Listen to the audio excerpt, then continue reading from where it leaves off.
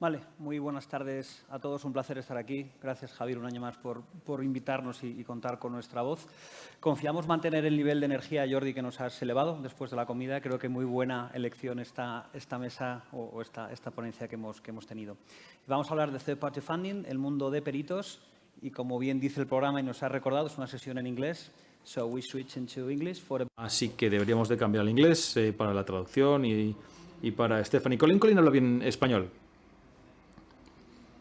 Ya que hicimos una mesa sobre daños y perjuicios, así que bueno, tenemos aquí un conjunto de oradores ingleses. Yo tengo el honor de moderarlo y el doctor Stefan Kirsten es el responsable de Origination en Nivalian, uno de los principales financiadores y antes de ello estuvo en Clifford Chance en Alemania y en Francia. Y se le reconoce como la líder en Third Party Funding. Y Stefan tiene la sede en Alemania. A su izquierda, Javier Baserot, con sede en Madrid, es abogado y economista. Es cofundador de Outliers, una plataforma de inversión que lleva un fondo de litigación. Y en los últimos 4 años, Javier han invertido más de 300 millones en Europa, con sede en Madrid, y estamos muy orgullosos de ello. Y a mi derecha, Colin, probablemente muchos le conozcan del año pasado. Él es socio en HKA, en Londres. Él es contable con más de 30 años de experiencia. Es experto y perito en daños y en evaluación de reclamaciones. Y ha actuado en los casos más importantes de daños y en casos que representaban más de 50.000 millones de euros. Es experto en arbitraje, incluyendo disputas entre accionistas, incumplimientos de contrato y muchas otras más cosas. Y también se le reconoce en Juez Legal por su experiencia internacional en arbitraje, especialmente en el sector de la energía. Así que este es el panel que tenemos y uno de la máxima calidad, seguro que va a ser interesante para todos. Vamos a intentar recuperar el tiempo perdido y prometo que recuperemos unos 10 minutos por los retrasos que hemos estado sufriendo. Así que el primer tema que vamos a cubrir en la mesa redonda es intentar echar la vista atrás con respecto al tema de Third Party Funding. Y bueno, echar la vista atrás hasta dónde, ¿no? El Third Party Funding lleva en el mercado ya desde el año 2010, pero en Europa continental nos ponemos de acuerdo que desde 2015, sí que Stefan, a lo mejor Colin, pueden comentar algo de Reino Unido, probablemente antes. Y es justo decir que en España es algo bastante reciente, ¿no? Tenemos a Javier aquí, probablemente lleva aquí como 4 o 5 años. Así que, bueno, hemos tenido debates muy interesantes y con respecto a Third Party Funding. Empezó con los clientes que tenían dificultades para financiar una reclamación, para asumir el coste legal por adelantado, y ahora estamos pasando a convertir una reclamación en un activo. Y el Third Party Funding surgió así, como una necesidad, y ahora vemos que el concepto está evolucionando y evidentemente el papel de los peritos ha evolucionado mucho también desde el año 2010, 2015 o más recientemente en España. Así que dicho esto, con ese primer tema sobre la mesa, me gustaría empezar con Stefan. Gracias, Fernando.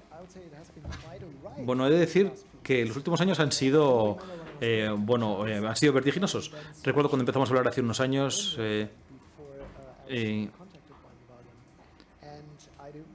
recuerdo que en Clifford Times nunca había que hacer Third Party Funding. Tus clientes tenían que tener el capital. Y recuerdo que cuando se puso en contacto conmigo alguien me dijo: esta gente está intentando venderme una aspiradora. ¿Para qué voy a necesitar a alguien que se encargue de pagar las facturas? Pero fue increíble ver cómo se ha desarrollado este proceso y creo que es,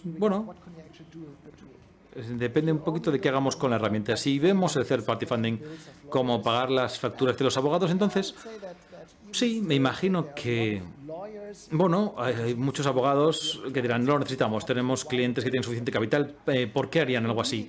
Pero si realmente entendemos la imagen un poco más amplia y vemos cómo podemos utilizar esa financiación para monetizar las reclamaciones y para ayudar a los clientes a no desviar el activo circulante que necesita para sus inversiones, es más interesante. Y durante la época del COVID, de hecho, ha sido un tema bastante importante para las grandes empresas. Bien, gracias, muy interesante. Me ha gustado la idea de monetizar las reclamaciones. Esto quiere decir convertir esta reclamación en un activo. No es solamente una barrera para aquellos clientes que tienen dificultades a la hora de acceder al arbitraje por la barrera de los costes legales, sino que se trata de algo más, ¿no? Si vamos a verlo de una forma, ahora mismo da igual quién sea, ¿no?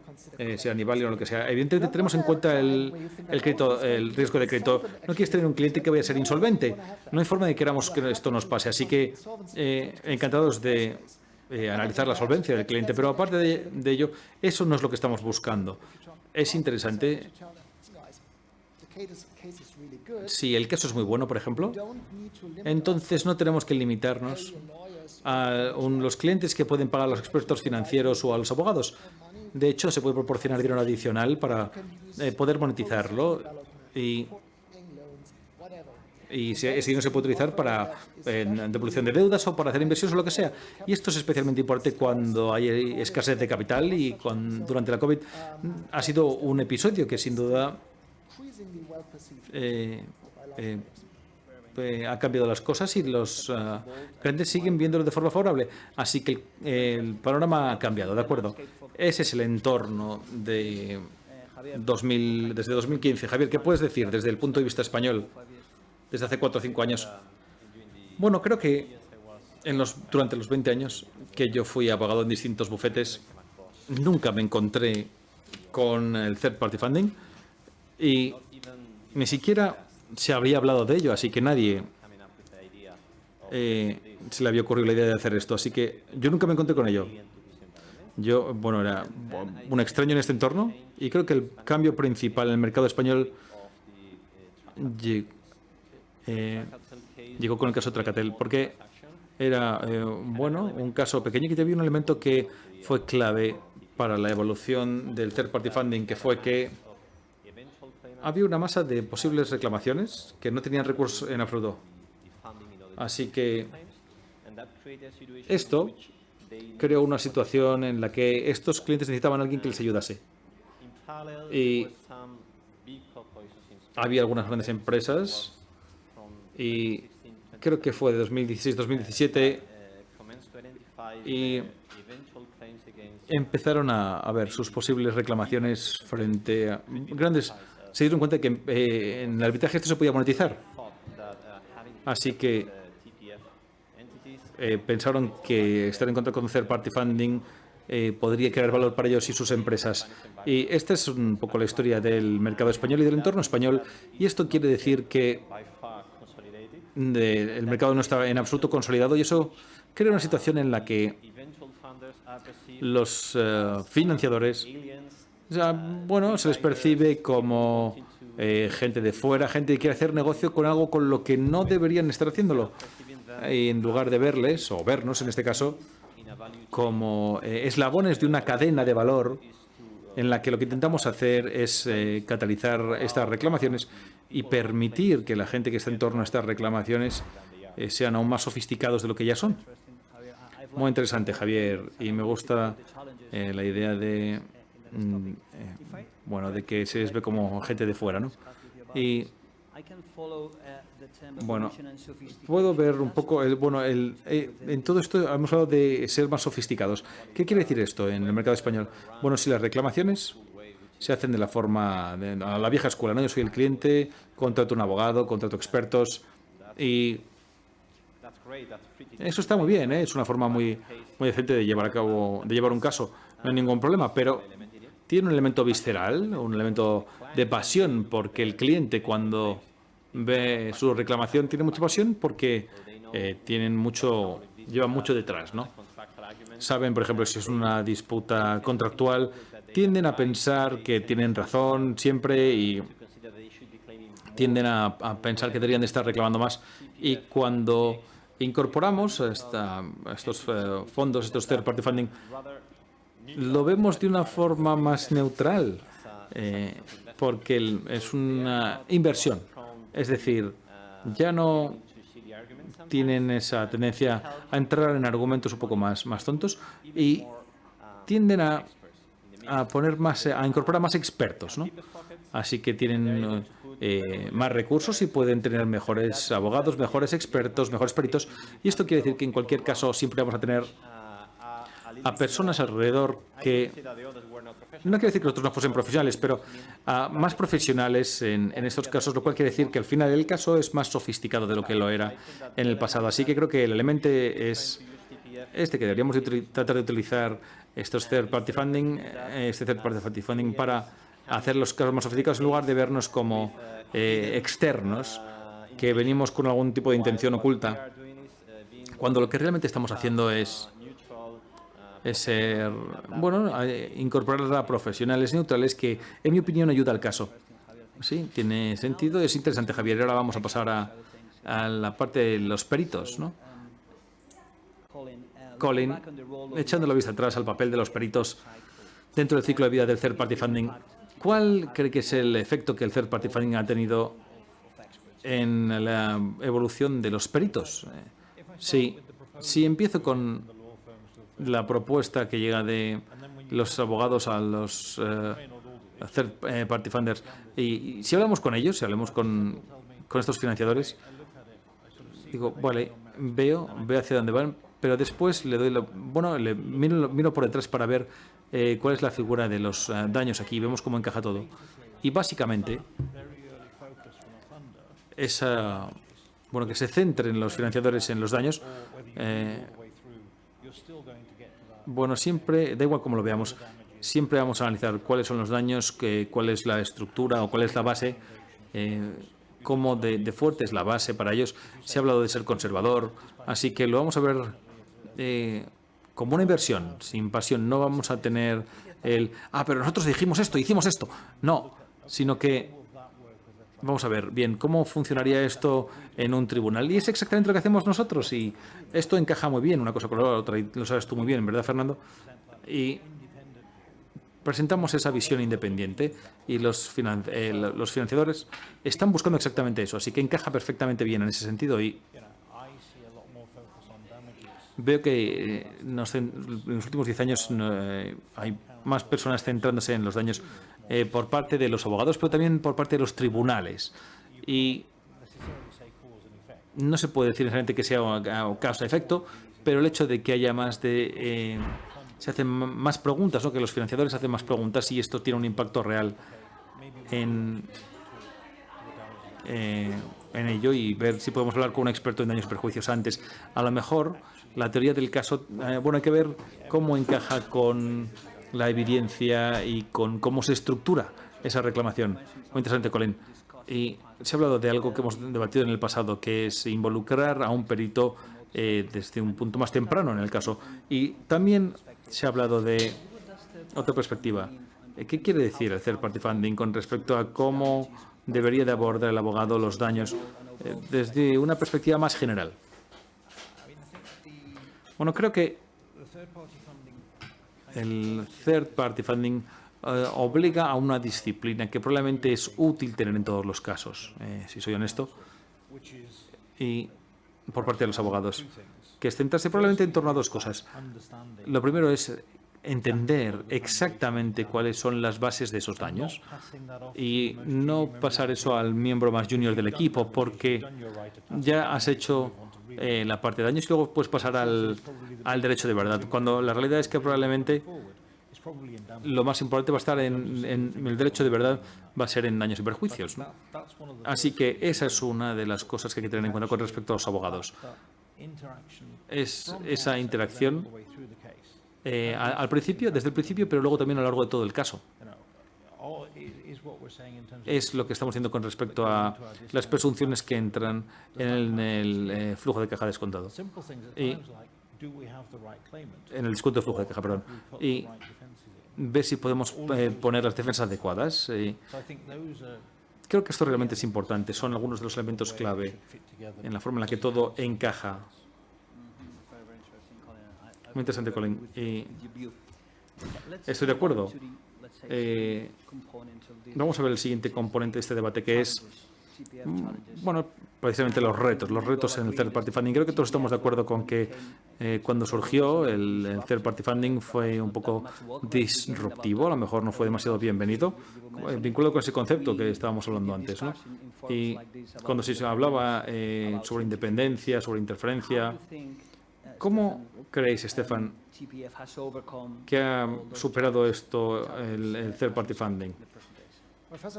Bueno, en primer lugar, creo que es extremadamente importante que los financiadores se adhieran a mejores prácticas, y esto vinculado con, por ejemplo, hablar de los hallazgos de los financiadores en los casos.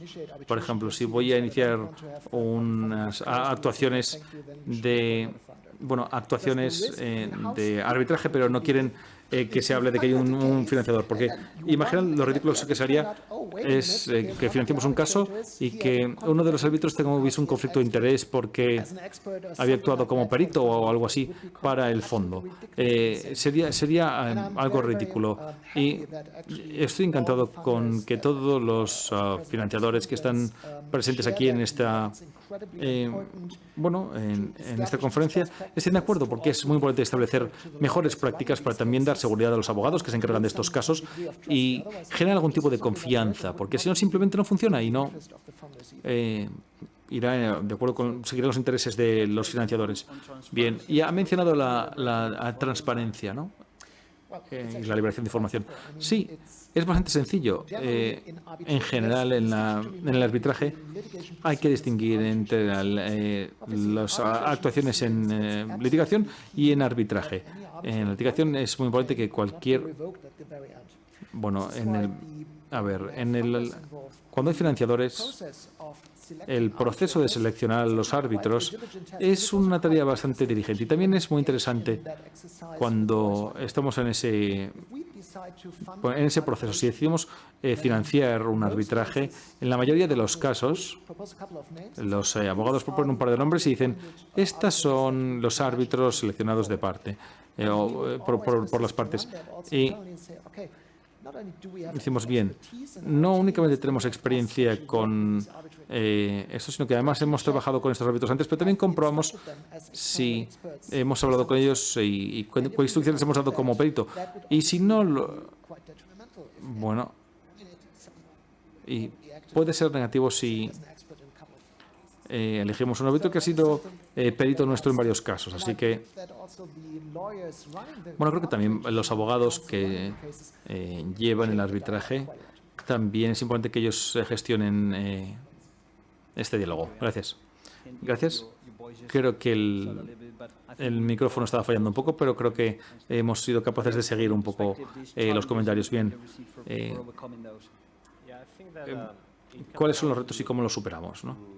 Creo que al final gira en torno a la educación, porque este es un nuevo concepto que entra en una fórmula que ya estaba funcionando bastante bien, y cada vez que se nos ocurre algo nuevo tendemos a rechazarlo, y es la naturaleza humana. Así que en este entorno en particular, en el arbitraje,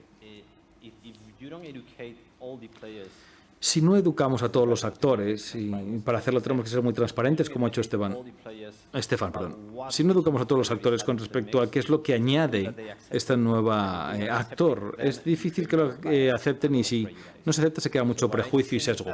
Así que creo que como son los primeros pasos en el mercado en España y seguro que también en otros países, es bastante importante, en primer lugar, como ha dicho Stefan, ser muy transparentes para mostrarle a todo el mundo, a los árbitros y a los abogados, de qué se trata. Se trata de que ofrecer más condiciones a todo el mundo para que todo el mundo tenga sus armas y sean capaces de enfrentarse a los otros de forma justa. Así que esto es el símbolo de la justicia. Tenemos dos platillos y si no ponemos presión en uno de ellos, no está equilibrado. Así que eso es lo que hace el third party funding. Así que permitimos a las personas que compitan y tenemos que ser transparentes para demostrar cómo lo estamos haciendo, cuáles son los acuerdos que hay detrás de ello, quién tiene o no un conflicto de intereses. Y después lo que hacemos es eliminar todos esos prejuicios y esos sesgos. Pero sin duda hará falta tiempo.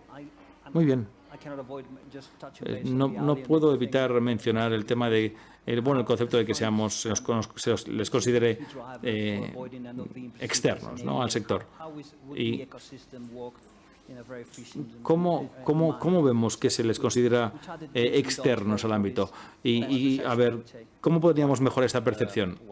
Bueno, lo que nos funcionó a nosotros mucho fue ser muy comunicativos y hablar con la gente. Uno no puede gestionar estos casos desde Londres, intentar llevar un caso en España o en Sudamérica y no reunirte con las personas. Hay que conocerles desde el principio, desde el comienzo, como ha mencionado Colin antes. Y después, así podremos recibir hacer que el resto de las partes nos reconozca, ¿no?, y nos vea. Y antes hemos hablado, lo que hacemos ahí es hablar con el caso y entienden qué es lo que estamos ofreciendo. Si es así, va a ser más fácil. Y lo que suele ocurrir es que solemos hacer muchas demandas con consumidores y ahí tenemos a grandes números de personas que realmente rechazan desde un primer momento la imagen de un fondo. Así que nos ven como buitres, ¿no? Esa es la típica imagen. Dicen, no quiero ni siquiera hablar con esta gente. Así que hablamos con ellos y hablamos con personas que a veces no tienen mucha formación para que vean que estamos intentando crear valor para todo el mundo. Y esa es la forma de hacerlos, es hablar más y ser más accesibles y poder hablar con todo el mundo.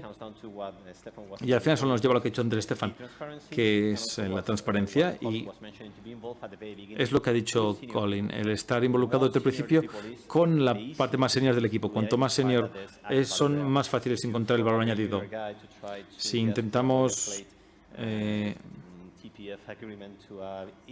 si hablamos con alguien muy junior para intentar llegar a un acuerdo para hacer party funding, probablemente no van a percibir cuál es el valor que hay ahí, porque no van a ser capaces de explicarles al cliente por qué hay valor ahí para ellos. Gracias, muy interesante. Sí, perdón. Solo te quería añadir una cosa. Creo que es extremadamente útil mostrarle a los abogados que llevan el caso que venimos del mismo sitio, que nosotros hemos litigado antes y peritos, para poder realmente demostrarles que venimos del mismo sitio. Creo que fue hace años en un gran bufete y la gente empezó a hablar con la financiación y la gente empezó a ver que podía ser una carrera profesional muy buena. Y luego las comunidades de arbitraje, aquí en Madrid la comunidad es muy pequeña y pasa lo mismo en los países nórdicos, en Alemania, así que todos nos conocemos y muchas veces he oído: mira, no sé mucho sobre third party funding, pero te conozco a ti. Y creo que eso es el punto, ¿no? La confianza es muy importante. Te conozco a ti y si tuviese un problema y tuviese que hacer un ejercicio de tormenta de ideas, hablaría contigo y sé que no me vas a engañar ni me vas a empezar a explicar cosas que no es lo que me interesa. Y al mismo tiempo, no hace falta venderle un producto a nadie si ya hemos explicado la postura. Sí, así que hay cultura, educación, confianza, todas estas cosas son importantes. Vale, Colin, desde el mundo de los peritos, ¿qué podríamos añadir con respecto a los retos y a la transparencia, que evidentemente es vital, ¿no?, en el mundo de los peritos?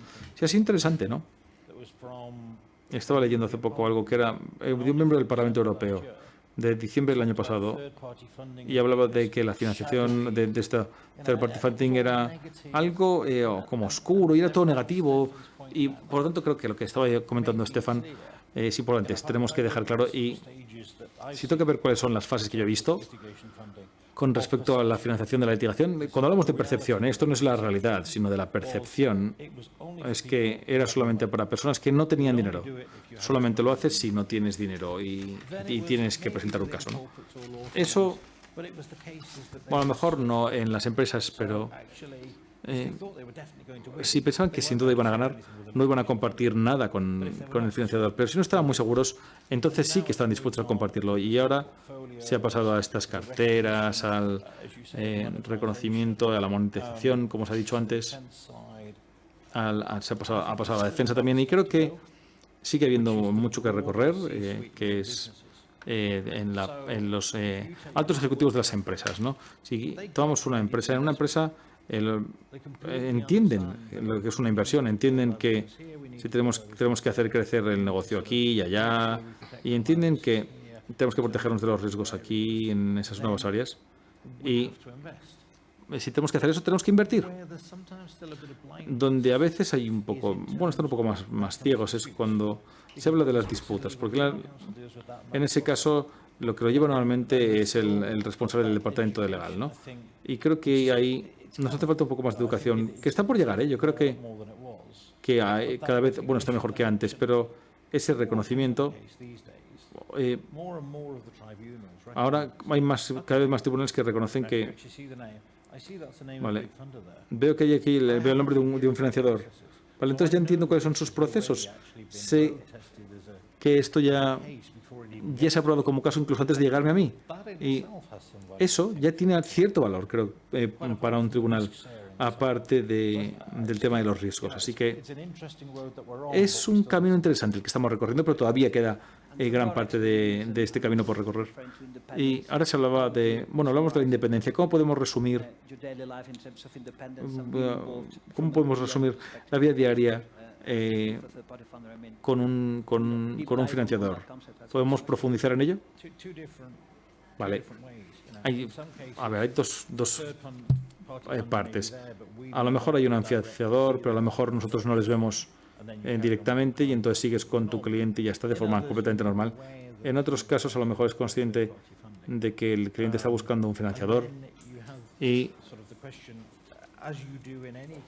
igual que pasa con cualquier otro caso, se analiza cómo se puede enfocar. Estoy como perito independiente o un experto, le llaman experto sucio, le llaman en Estados Unidos, ¿no? Alguien que no da pruebas porque no es independiente, porque realmente trabaja mucho para tratar de maximizar esa reclamación. Y si es un experto independiente, puedes hacerlo en las primeras fases. Lo único es que si alguien viene a analizarnos, hay que decir, de acuerdo con como lo vemos, estas son las cifras. Y siempre y cuando hagamos eso, entonces mantienes la independencia, pero es clave, ¿no?, para mantener esa diferenciación. Sí, creo que es un poco intuitivo, porque cada vez que hay third party funding, la gente se cree que va a estar poniéndole presión al perito, a lo mejor la opinión no va a estar tan limpia. Y creo que es lo que habéis mencionado. Lo que hacemos es intentar escapar de peritos que estén sucios, porque queremos utilizar los más independientes que podemos. Y el primer sesgo que vemos que se presenta es ver si este experto es independiente o no. Nosotros intentamos fomentar la objetividad, así que estoy contigo. Forma parte de la educación, pero también forma parte de nuestra realidad. Sí, y estos expertos sesgados, un experto sesgado ya no es un experto. Y muy interesante, Colin, gracias.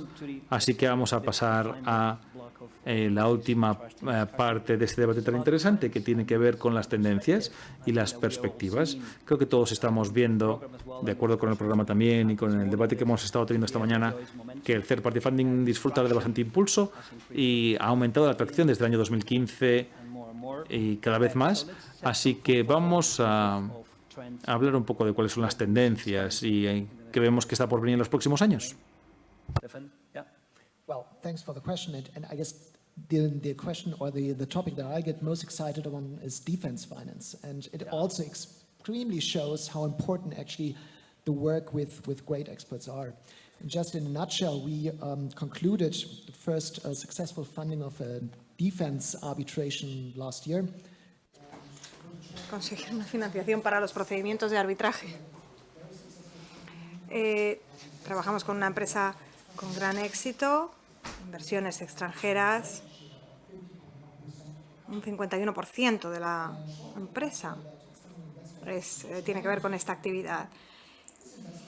Y cuando los inversores llegan a la empresa, traen su experiencia con ellos. Y no sé cómo es en España, pero cuando vienen expertos en compliance, nunca llegan con las manos vacías.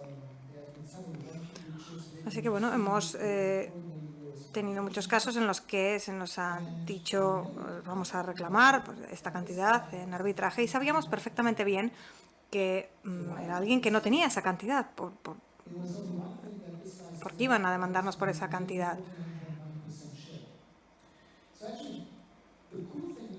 Así que lo bueno de aquel caso era que los abogados sabían, son los que conocen mejor el caso, son los que aportan las ideas.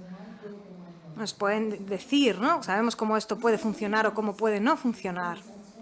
Y bueno, una historia muy triste, ¿no? Nos preguntaban, ¿cómo podemos ayudarles? Vamos a pensar en esto. No tenemos a este socio mayoritario. Y sabemos que no pueden continuar con esa disputa por un tiempo ilimitado de tiempo. Tienen que liquidar el fondo. Por lo tanto, ¿por qué están persiguiendo eso? Quieren hacerse con el resto del activo minoritario. Y al final termina siendo muy doloroso para el demandante.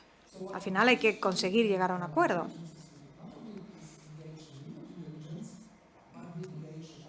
Al final lo que necesitábamos era contar con un experto en financiación. Y bueno, ocurrió en varias ocasiones y el perito al final, bueno, fue fácil convencer al perito, ¿no? Y bueno, en esos casos lo que hacemos es decidir ofrecer al cliente una cantidad determinada, revelar el fondo de arbitraje, de manera que el demandante se sorprendió de ver que el demandado estaba consiguiendo la financiación. Vamos a llegar a un acuerdo, ¿no? Vamos a terminar con todo esto. Y al final, en el transcurso de ese acuerdo,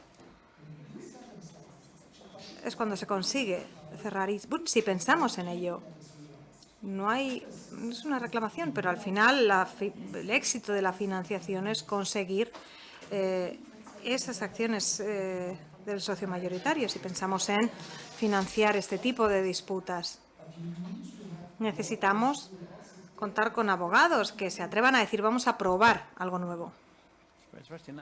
Sí, es muy interesante. Creo que en 2015 third party funding es algo en lo que no podíamos ni imaginar, ¿no? Esta es parte de la evolución del sector. Está bien poder ver algunos casos reales. Javier, durante la comida estábamos hablando de esto, ¿no? ¿Qué puedes decirnos sobre la regulación en este aspecto? Creo que el third party funding va a ser cada vez más popular. Es algo que siempre hemos tenido ahí en la cabeza. Y esto nos va a llevar a conseguir una regulación. El problema de la regulación es que si regulamos de más, perdemos esa capacidad de ser flexibles, ¿no? Y lo cual nos resta capacidad y eficiencia.